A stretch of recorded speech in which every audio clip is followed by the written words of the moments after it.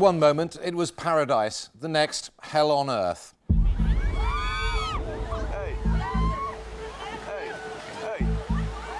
At least 11,000 people are dead, drowned by the terrifying power of a colossal tidal wave.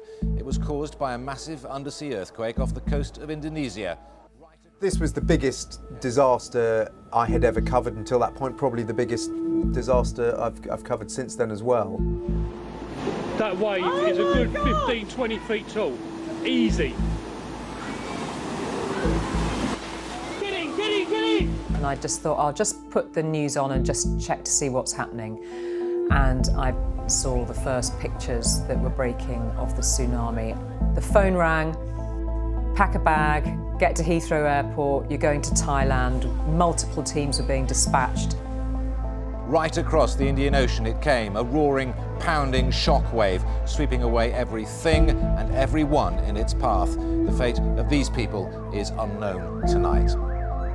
This was completely off the scale. It was a sight that will stay with me forever. On Boxing Day morning, I got a call from the news desk to ask me if I knew where the Irvine family were on holidays. And I said, why, what's happened? And they said there's been a massive earthquake and tsunami, and they were trying to get hold of them to see if they were okay. Like thousands of other tourists, our Asia correspondent John Irvine was on holiday in Thailand when the earthquake struck. He describes now how he and his family were forced to flee from the tidal wave as it raced towards them. Myself and my family who are here on holiday, obviously we're on the beach, and I noticed a line way out to sea. I reckon it was about a mile out. It was a line of what looked to be white foam, and we had no idea that there'd been an earthquake.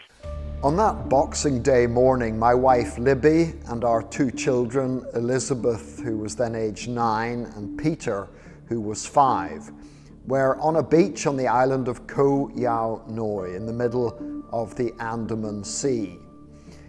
I was in our beach hut clearing away some of the Christmas wrapping paper when I heard a commotion on the nearby beach, and when I went down there, a wall of water was coming our way.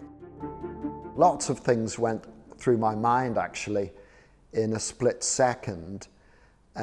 Professionally, I had been in predicaments before, particularly in the Middle East and in Belfast, but that was me on my own. This was a threat not just to me, but it was an immediate threat to my family. So I yelled to Libby and Elizabeth, who I saw first, and told them to run. Libby looked at me and she said, "I can't see Peter."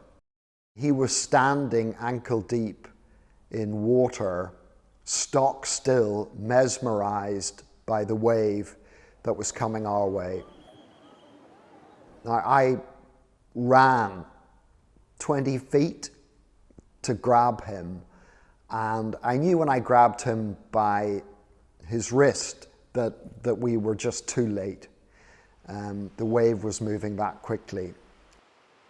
And as I ran inland, I heard this loud explosion, which was the wave breaking.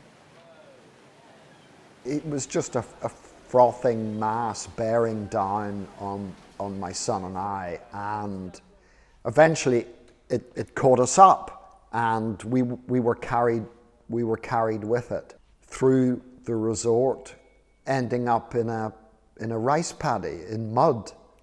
My wife Libby and my daughter Elizabeth headed for our bungalow over there, but I knew that myself and the little fellow here simply wouldn't make it. We listened to the wave breaking on the beach. There was a big bang as it came through those trees. I suppose we'd reached about here before we were washed away. I remember actually stopping in the mud and then being quite battered and bruised by the detritus that the water was carrying with it. Peter and I ended up actually down there in this field. And here are some of the tree trunks and other bits of debris that the wave carried with us. Fortunately, they missed us. Peter was screaming. Suddenly it was over. The water was sloshing around us. He was yelling. I was worried, obviously, about Libby and Elizabeth, who I couldn't see at this stage. We were lucky enough to find Libby and Elizabeth. They were again battered and bruised. Elizabeth had been in the beach hut. 9-year-old Elizabeth was tumbled around. The furniture and fittings were destroyed, but miraculously she suffered only cuts and bruises. Some of the buildings here were damaged structurally, so powerful was the tsunami. We lost pretty much all of our belongings, but we consider ourselves incredibly fortunate. This was obviously a traumatic, shocking experience for us all, but I knew that we'd survived it.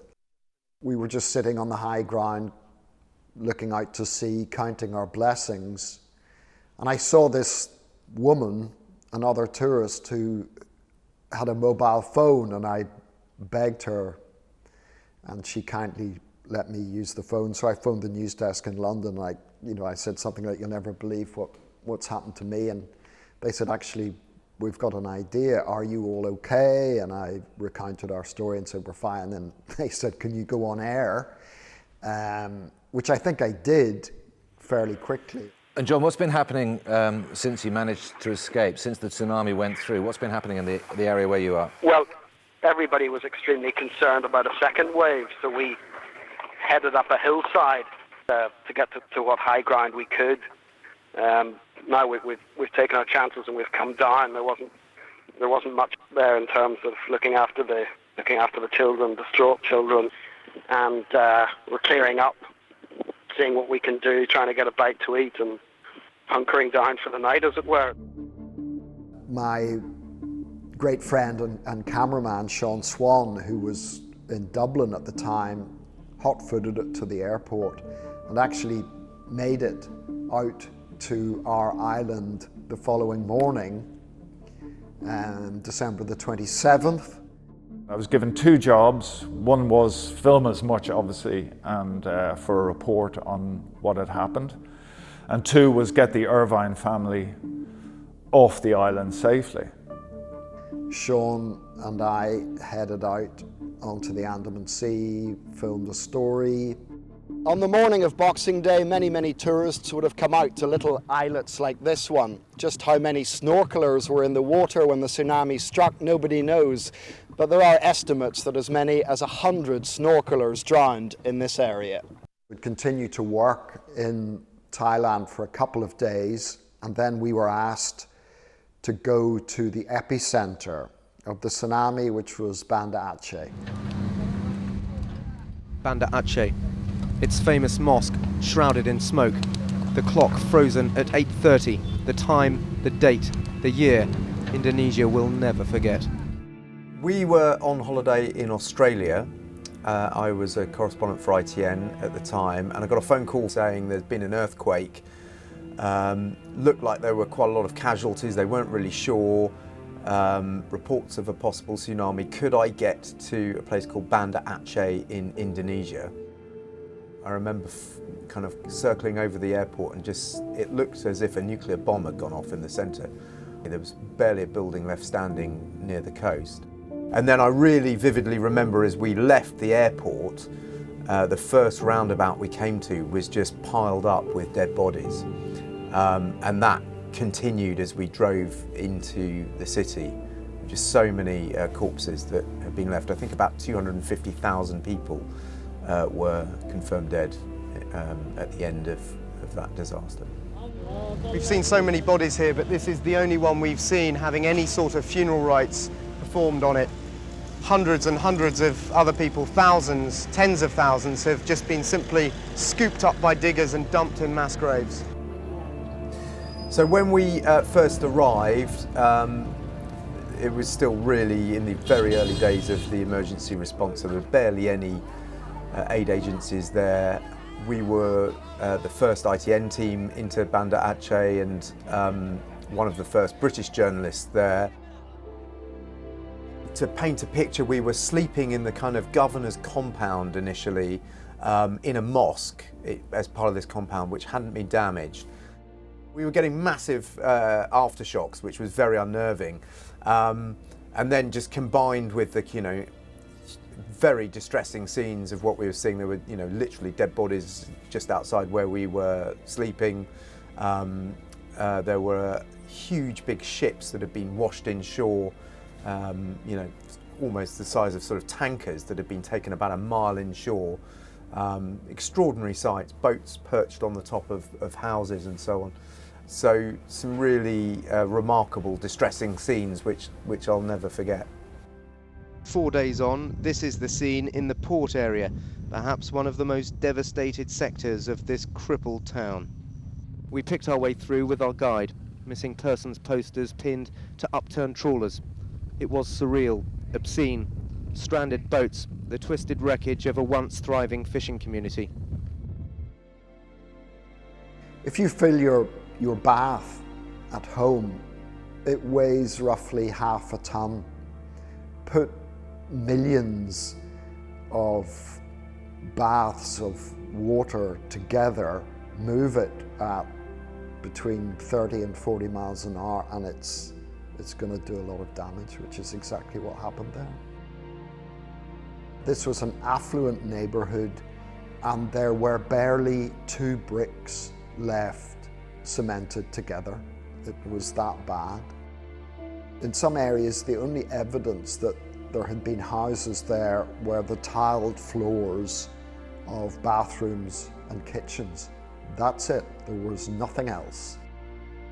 I have covered maybe 6 earthquakes, 1 other tsunami, hurricanes, tornadoes, and the scene in Banda Aceh was like all of those rolled into one disaster. Everything was destroyed. You could see swordfish in trees. There was bodies everywhere. It was unbelievable. I've never seen anything like it, and I hope never to see anything like it again. I always think with these great tragedies that you have a very particular job to do on the scene. You try to tell the story with as much compassion as you possibly can. The job, however, is to communicate the stories of others, to give people factually accurate information. It's not your job to be emotional about it. That's for away from the camera, which is how I think I've always dealt with moments like that. They erected the notice boards to put the photographs of the missing in row upon row upon row, and our camera point from where we were broadcasting was just a couple of meters away, a few meters away from that spot. So while we were on air, we were really just next to the crowd of the families that were desperately trying to get any information about their missing loved ones.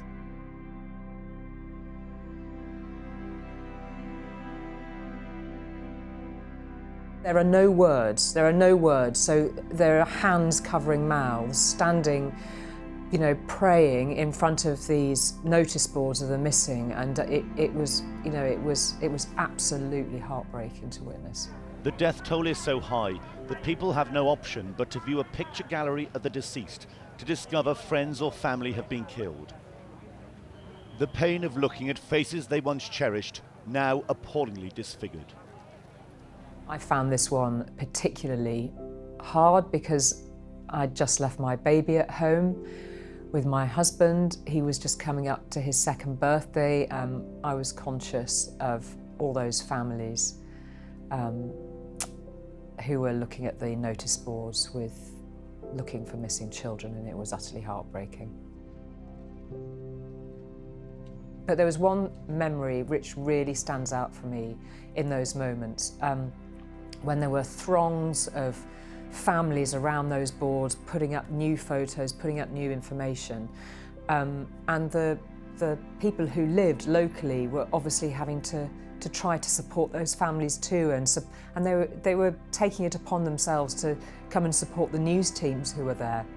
And I just remember a young Thai woman coming over with some home-cooked food in a dish, and just said, I thought you might like some food to keep you going. And that's One of those stories in the middle of a disaster, there will always be somebody doing that.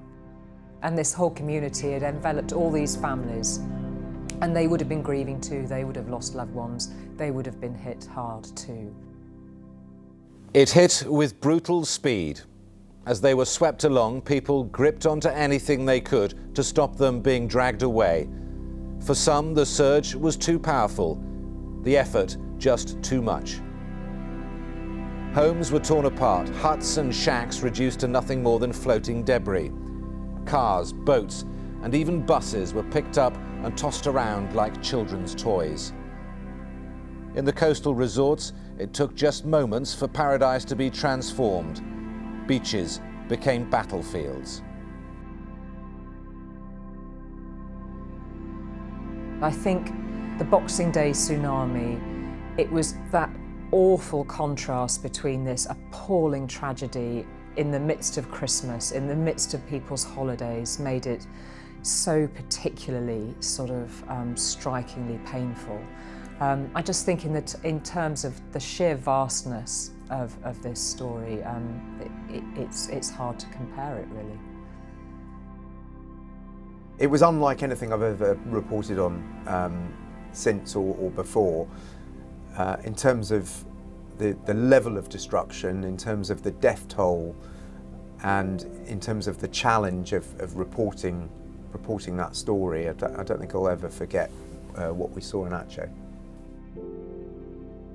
The one thing I will take away from that disaster, in all the time that we were there, probably around 3 weeks, I never heard a raised voice in anger. I never saw any looting. People were just so fantastic. They were really beautiful people. They were resigned to the fact that this was a dreadful disaster, a natural disaster, and they got on with their lives in rebuilding.